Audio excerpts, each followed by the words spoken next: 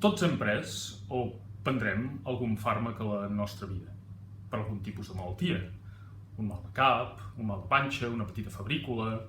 Quan ens prenem la pastilla, aquesta pastilla conté milions de molècules.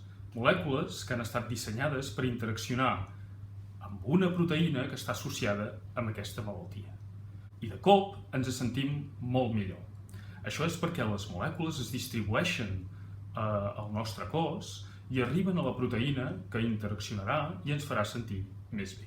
En el camí cap al lloc on es troba aquesta proteïna, la molècula es pot trobar amb moltes altres proteïnes que poden transformar la seva estructura, poden estar involucrades en processos que ens porten a altres efectes secundaris, o, si ens prenem diversos fàrmacs alhora, poden interaccionar entre ells.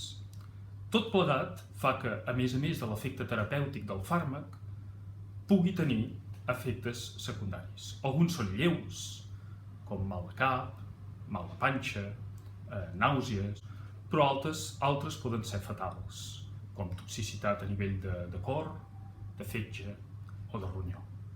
Actualment, la mort per causa d'efectes secundaris de fàrmacs és una de les 5 causes principals de mort als Estats Units i valors similars es troben a altres països occidentals.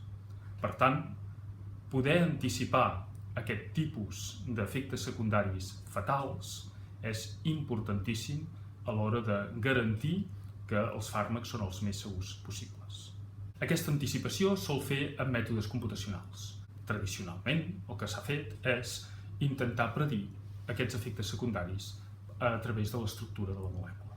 L'aportació que fem nosaltres és un nou programari que permet, a més d'anticipar els efectes secundaris a partir de l'estructura de les molècules, predir a quines proteïnes podrà interaccionar el fàrmac i quins processos biològics podrà interferir.